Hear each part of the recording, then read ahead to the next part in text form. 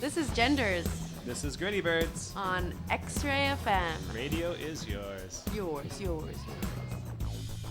It's episode 50 of Gritty Birds, and we're taking a look back at some of our favorite episodes. We'll be going back to interviews with Genders, Eyelids, Reva DeVito, David Bazan, Ezra Furman, and more. That's on this week's episode of Gritty Birds. This is Gritty Birds, an X-Ray FM radio show and podcast all about the grit behind successful artists and creatives. 107.1, 91.1 Portland, Oregon, and you can find me on all major podcast networks. My name is Jenny Wren Stotrup. I'm an artist, producer, and podcaster right out of Portland. Want to know the secret to the grittiest in music today? Stay tuned. Pickathon is my favorite festival of the year. Not just because of the amazing vibe, but also because of the incredible musicians that I get to come across each year. This year, the interview that really stood out to me the most was with Ezra Furman. The gender-bending artist has an amazing stage presence that is equally matched by his music. He released a new album this year, and we got to take a stroll before his set on the main stage. I'm Jenny. I'm Ezra. Nice to meet you. Should we sit on those hay bales? Rocker Ezra Furman is shy and polite in person, with an adventurous spirit and creative drive that comes out when he's on stage. He's always looking for a new way of pushing himself. When you step into your writing, how do you kind of explore language? There's a few different ways that writing lyrics starts. A lot of times just musical, wanting the sound of certain words. Just the sound of it. There's something emotionally satisfying about the sound of certain words. If you want to be someone who writes, you gotta be into the sound of words, because that's all words really are, is sounds. Then the other way is, well, I just collect phrases. I have little books or little documents full of phrases that I think of. A lot of them are misheard song lyrics. I think I hear something in a song, I'm like, that's a great lyric, but then it turns out I heard it wrong. I notice a lot of things start with the kernel like that. And then sometimes I think I misheard it and I try to use it, but then I actually heard it correctly. I thought I misheard the lyric. It used to be that my head was haunted from a Pixies song. I think it's called, it's Letter to Memphis. And then I was like, a head being haunted, I'm really into that idea, and that's not what he really said. But then it was what he really said. I started to rely too much on mishearing words. Heard it right. Ezra has gone back and forth over the years, performing solo and with bands. His first band was the Harpoons. These shifts have been steadily driven by the urge he feels to continuously create something better. So what comes to mind is some kind of dissatisfaction. What's been really important to me is like that last thing that you did that was like you were satisfied with. You need to never do anything that's less good than that ever again. Like you have to get much, much better every time you come to the table. You know, I guess that's a sort of like looking at the last thing you did is like, yeah, that was pretty good. It was nowhere near good enough, nowhere near as good as the next thing needs to be. You know, I like putting a lot of pressure on myself like that. I like to feel sort of like,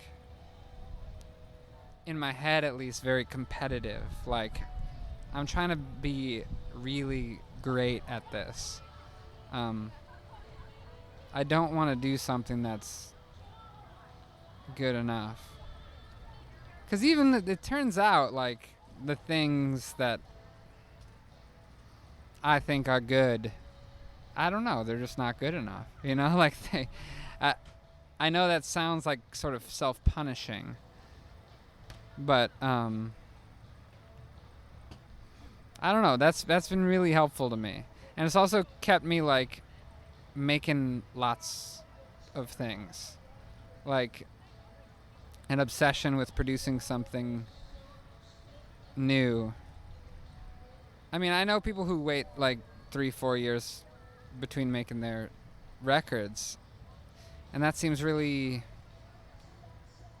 I don't doubt that they're going deeper than I am, you know, which I respect. But I just feel like I need to keep up the pace and keep like being prolific. This is my job. This is my only job, and who knows how long I'm even gonna want to keep doing this. So I like treat everything I make as like this could be the last thing, and it's got to be the best quality it can possibly be. And I'm usually thinking of that as a writer. Maybe I should think of, yeah. I've always seen my job as being a songwriter first. That's what I care the most about. That's what the craft I have the most interest in.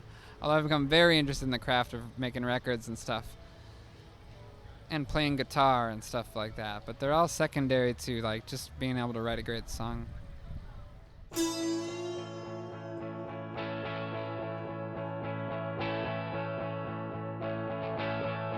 Everybody talks sarcastic. Everybody's in the know. I think I might do something drastic if they don't let me go away from it all. But I can't afford a jet plane, and the price of gas is high. There's nowhere that I can run to, and I feel so sick and shy. Gonna make a big noise to the sky. Teddy, I'm ready to rock and roll. Teddy, I'm ready to rock and roll. And if she smiles at me in the snow, baby, I'm ready to rock and roll. And I whispered that I loved her in the ancient photo booth. She's just got one of those faces that demands the truth. And she likes Ted Hawkins too. And the truth is just a mole rat crawling underneath the earth. It is naked and it's gnawing away at the world. And it hurts so bad I could cry. But they don't allow no crying in the cold, straight world of men. So I build my little fortress till I can get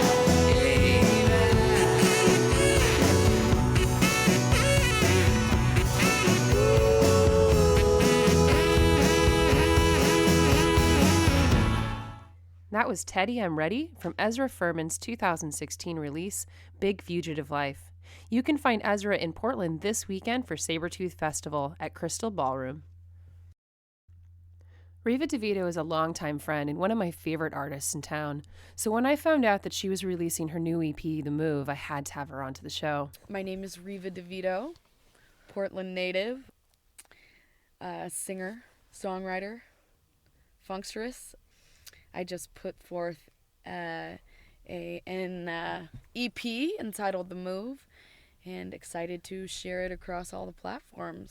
So thanks for having me, Jenny. After finishing her EP with Ron Namu, Cloudshine, Reva began traveling more to LA, connecting outside of the Portland scene. During this time, she worked with a lot of producers, including recent Polaris Award winner Kaytranada. Dude is amazing. He's my favorite producer. He has a way of making beats that are just beautiful and funky and like in the pocket, and just like when I first heard his a remix of Teacher Moses, I was just like, who is this guy? Like, it would be a dream to work with him. And that was years ago. That was like 2013, I think. Yeah, so I was just like super honored to be able to work with him. In addition to Kaytranada, Reva worked with a handful of great producers on the record. For the move, basically every producer on the record I just hit up. Actually, aside from Kaytranada, because a friend actually introduced me in Kaytranada, and that kind of created our relationship.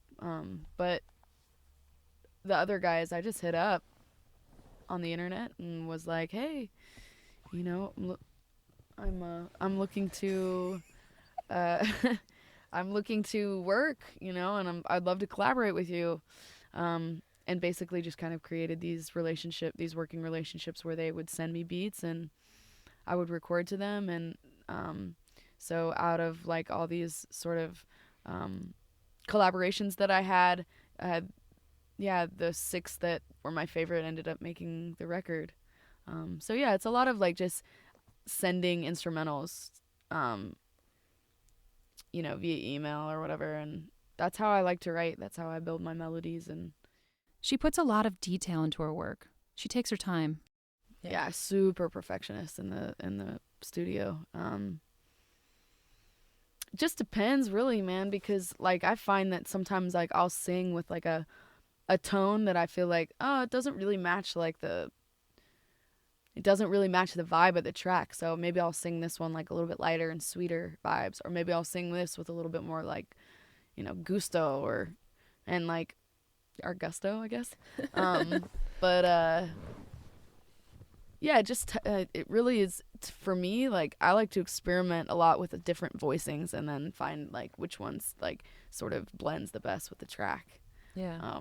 But you know, sometimes it is the first one. But I would say that that's probably like only 35% of the time.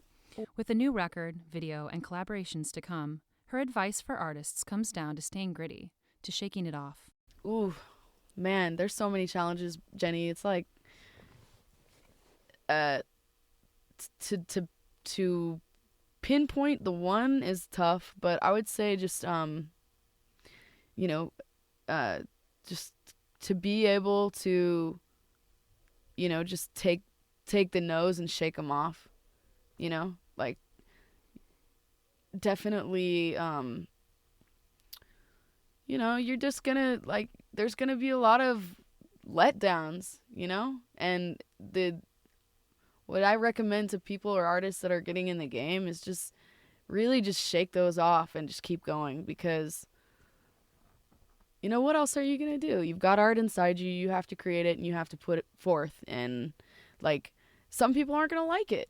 You know, other people are really going to like it. But like, for you personally and your path and your growth, like, it's more meaningful to like do art and like, you know, put it out there and share it than like anything else. So, yeah, it definitely is like it's been challenging, but it's like I'm still here, I'm still doing it, I'm still having so much fun. I still fucking love it. Excuse my language. Also just constantly be working on and like just working on you and your art and getting better and doing different things and trying new stuff and being open to challenges, being open to experimenting.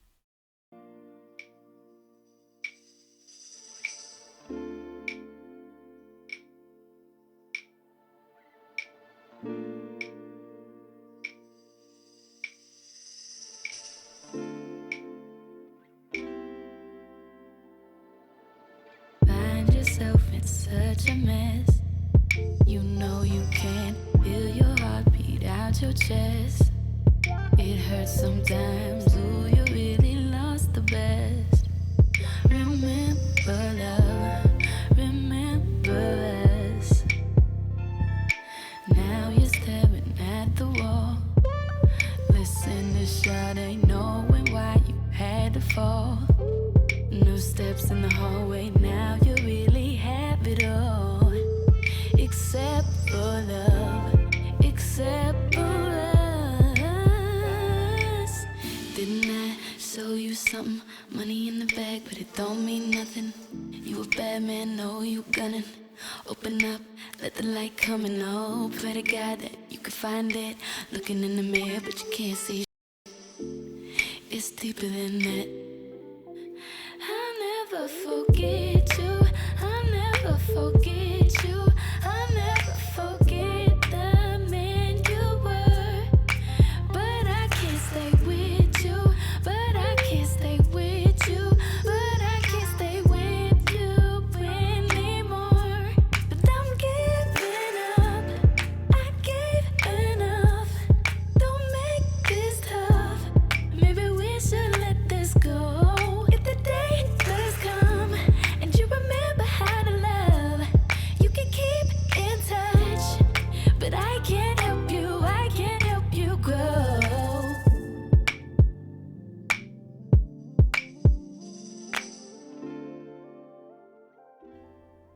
That was Deeper from The Move. Reva DeVito is on The Move this spring. Check her out at revadevito.com to be able to find out if she's coming to you and your town. Next to my 2 interviews with Poppy Fimbres, the interview that got me laughing the most was with Eyelids. Chris and John have known each other for a while, and they sure know how to make each other laugh. John Moen and Chris Sujarenko are 2 of Portland's most prolific musicians. They met in a different day when they were just kids hanging out at Satyricon. Our bands were in our late teens when we met at Satyricon. John was in a band called Dharma Bums, and I was in a band called Death Midget, and we were both playing opening for an SST band. Chris had super long hair and was wearing a beret, and I was wearing pajama bottoms and no shirt. Yeah. It was a good meeting. It was a charming time in history. Our bands were super different, but there wasn't even enough bands to go around to put on bills. So we played a lot with bands that weren't similar. It was a really kind of nice hodgepodge of weirdos doing different sonic things. Yeah. So yeah, we met back then and we just became friends. And then we got to know each other better later, and we just started other projects and things together. 2.5 years ago, John and Chris finally came together on something of their own, the beginning of Eyelids. We were going to do this before John got into the Decemberists and before I joined Guided by Voices. We'd been in a band with Jim, who was also in the Dharma Bums with John. We'd done this kind of fun early garage thing, pre-Austin Powers garage thing. That's how long ago it was, called the Cavemanish Boys, with a hero of ours from Portland called Jerry Moore. He was in a band called the Miracle Workers. That was like our favorite band in the 80s. And it was just really fun, and we were kind of taking the piss out of it a bit, and because it was fun to... It was kind of a New Year's band, we'd play... We'd play holidays. Party things. Yeah, we'd play like Bastille Day, New Year's Day, New Year's Eve, I'm sorry. A lot of covers, Yeah, it was fun. It was great. John and myself, we have quite different approaches and tastes, but we have certain things that we connect on musically, and I think that was kind of interesting to us to kind of, let's just see if we can, what between our, how we can meet here, but we just ran out of time. And then one time I was playing John some demos we made together, and he pretty much was like, we should do it. We should totally do it. And then I don't know if he thought I'd hold him to it. And I just was like, all right. I didn't. I thought it was another one of those conceptual bands that I've been in 500 of. Yeah. But now my time is really co-opted. Yeah, you're screwed. The 2 balance each other off really well. Handy to know that I write half and Chris writes half of the song. So that's kind of... What is when he's talking about us meeting with our thing? We kind of, So what's the half? Is it like there's a 30-second point? No, I mean we just. I don't think we neither. I don't take it super seriously, but it does seem to work out for us to both take about half of the duty, and it's kind of great because I don't know. My favorite songs we do are Chris songs, so but I still love writing, so it just seems to work out. Yeah, it's pretty cool. I think we pull each other in different ways. I think, I've always been in kind of more aggressive, screamy things. Just kind of been my kind of the people I've surrounded myself with. So it's been really fun to, do something a little bit more melodic driven, and it still has aggressive moments, but it's like I never thought I'd be in something that had prettier moments or more melodic moments instead of just energy. And I feel like this is kind of pretty rocking at times. I'll turn around and John will be doing some crazy lead thing, and it's really, got a lot of like distortion and cool effects on it. And it's like I think we've just it kind of makes a really nice little musical egg that we've created. Yeah. And from an egg comes an omelet. We all know that. Yeah. So yeah, I don't know. I haven't had breakfast yet. And I think that the just a smoothie. It is fun to have the kind of call and response in our songs. I mean, we just had a new song we're recording for the next record, and we basically, kind of combined two parts of a song that we figured out were in the same key, and then we just like we half each you, take, half me. Yeah, and we switch back and forth. It's really fun. It's I love it.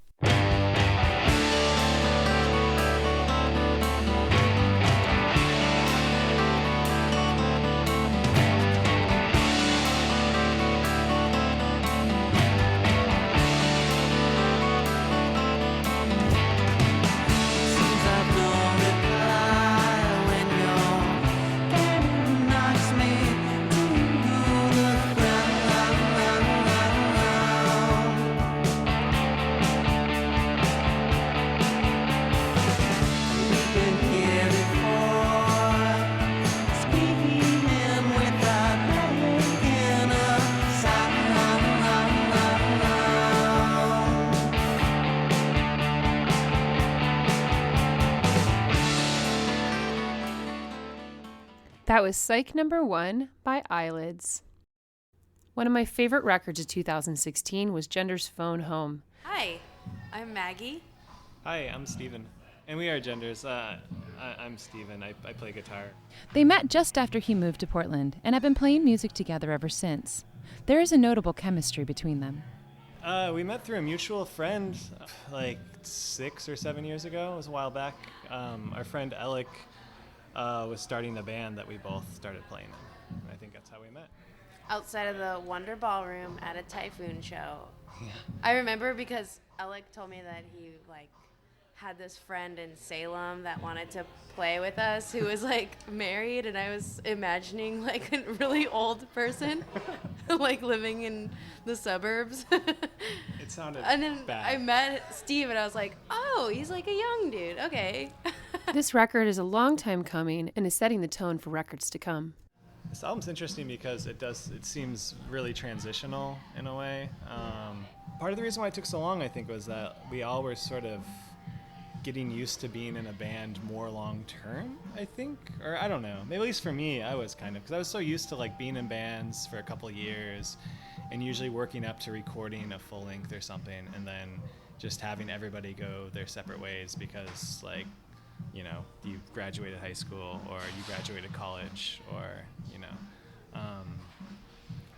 and I do think that once we recorded our first full length and went on tour with Built to Spill, when we came back and had to knuckle down and start working on songs again, it was sort of tough because we were riding on such a high. It was kind of I think hard for some of us to go back to being in a valley and having to write and having to work towards things again.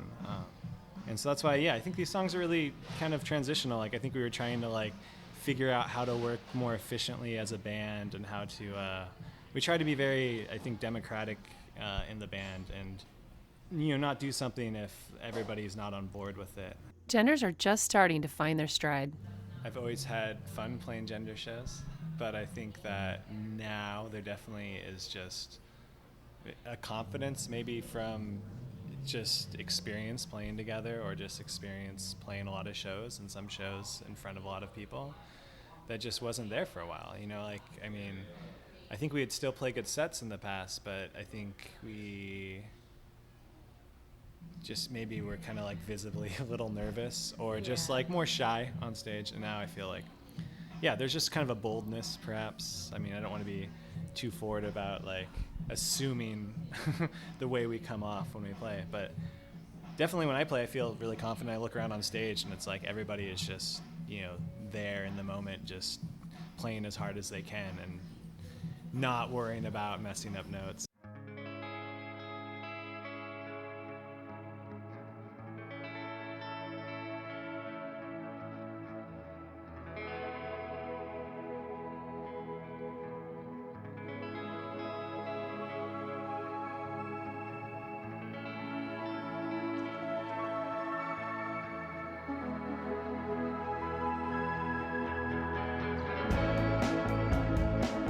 You to see me everywhere.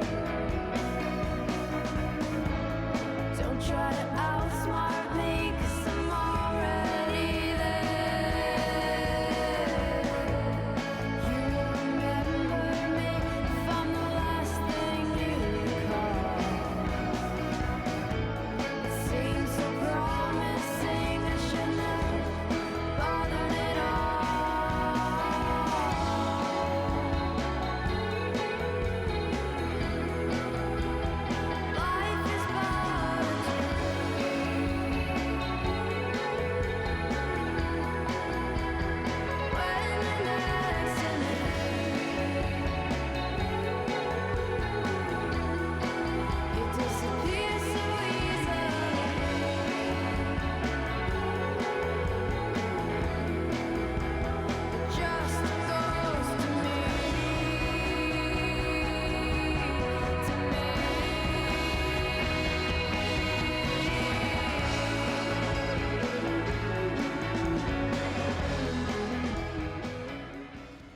That was Life is But a Dream from Gender's last release, Phone Home.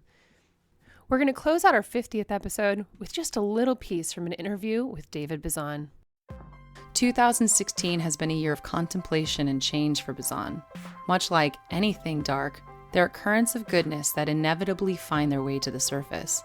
The word vulnerability is pretty indispensable to me at the moment to describe things that I aspire to, a virtue that I think we're really missing in our culture. And it's a buzzword and kind of annoying, but it does for me still describe something that I think is potent and is precisely the thing that we need. And so I'll still use it as long as it's not utterly stripped of its meaning. Sometimes our realities change.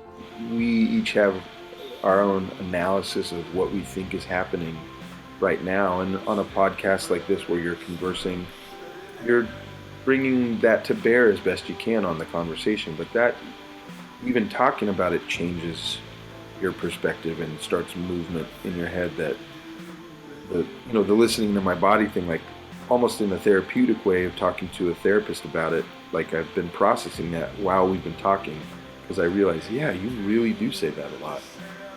What's up with that? Is that a helpful thing? I think it is, but I can do the work. And Gritty Birds is going to keep doing that work as well. This week's episode featured tracks from Ezra Furman, Sisters, Eyelids, Genders, Reva DeVito, and David Bazan. All of the bands will be touring in coming months, and you can check them out yourself in your own cities. You can follow Gritty Birds on socials at GRITTYBIRDS. Gritty Birds is completely funded by the generosity of our sponsors and donors. If you're interested in taking a part of our journey, you can support the show at patreon.com. That's patreon.com. We are also now looking for business sponsors, so send me an email, GRITTYBIRDS. Thanks to X-Ray FM, Regional Arts and Culture Council, X-Ray FM, and our great team for helping us keep the show going. Gritty Birds is produced by myself, Jenny Wren-Stotrup. This week's board operator is Dan Indrips. Tune in again next week for the first from our live taping series with Ages and Ages.